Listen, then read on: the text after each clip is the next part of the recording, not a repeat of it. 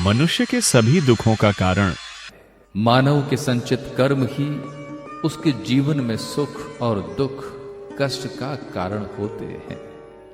सभी भौतिक सुख संपन्न होने के उपरांत भी वो दुखी रहता है। मनुष्य के दुखों का निवारण।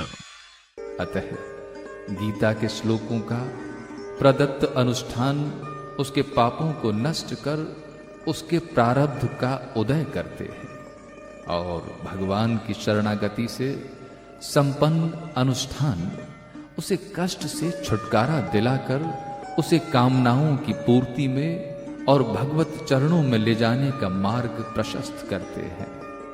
इसी कल्याण की बात को सोचकर गीता के श्लोकों से अनुष्ठान विधि जन हिताय और पाप विनाश हेतु आपकी सुविधा के लिए दी जा रही है। यूं तो गीता का प्रत्येक श्लोक अमोघ मंत्र है, परंतु चौथा, 9वां, 11वां, 12वां, 13वां और 15वां अध्याय तो मंत्र की दृष्टि से विशेष महत्वपूर्ण। गीता का अनुष्ठान करते समय इन नियमों का पालन करें। अनुष्ठान करने वालों के लिए अनुष्ठान करते समय इन नियमों का पालन करना अत्यंत आवश्यक है। पहला, भूमि पर शयन करना और सूर्योदय से पहले उठना।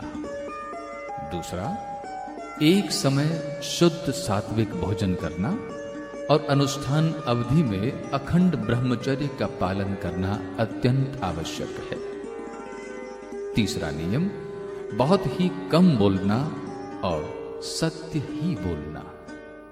और चौथा नियम, यथासाध्य निरंतर हरि शरणम मंत्र का जप मन ही मन करते रहना चाहिए। मंत्र जप करने वाले को नित्य कर्म तथा शौच स्नान आदि से निवृत्त होकर शुद्ध घर में धोया हुआ सूती या रेशमी वस्त्र पहनकर शुद्ध चादर ओढ़कर कुश या ऊन के आसन पर बैठकर नियमानुसार पूर्व या उत्तरामुखी सुखासन में बैठकर संध्या गायत्री जाप आदि करने के बाद ओम केशवाय नमः, ओम नारायणाय नमः, ओम माधवाय नमः, ओम मधुसूदनाय नमः और ओम गोविंदाय नमः का उच्चारण कर भगवान श्री कृष्ण का ध्यान करें।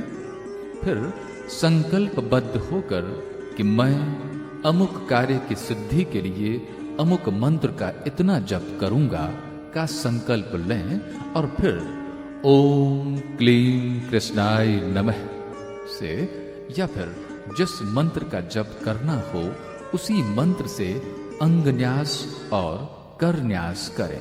गीता अनुष्ठान के नियमों का पालन करते समय ध्यान रखने योग्य बातें। इसके बाद भगवान श्री कृष्ण का आह्वान कर तुलसी या फूलों की माला हाथ में लेकर उनको समर्पित करें।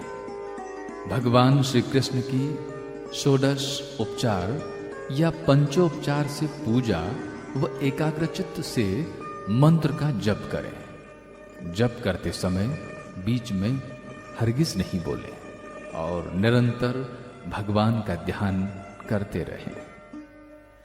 एक बार में यदि कार्य सिद्धि न हो तो श्रद्धा पूर्वक 3 बार या 7 बार अनुष्ठान करना चाहिए। जप के बाद उसके दशमांश का हवन करें।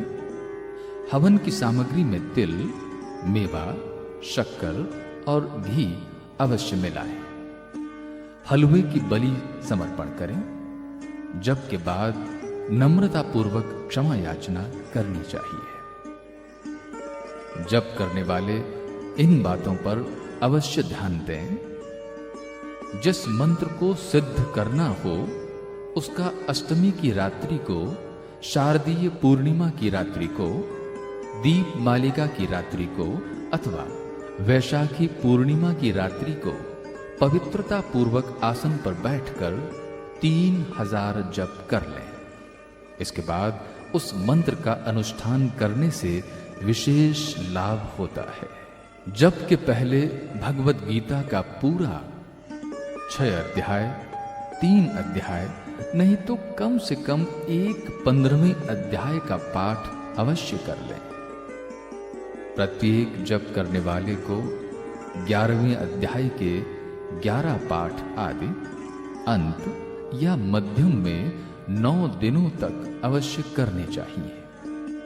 जब पूर्ण होने पर हो सके तो विधिवत उसी मंत्र से हवन का दशांश तर्पण और उसका दशांश या अपनी शक्ति के अनुसार ब्राह्मण भोजन कराना उचित है। अनुष्ठान हेतु अब श्लोक प्रस्तुत है।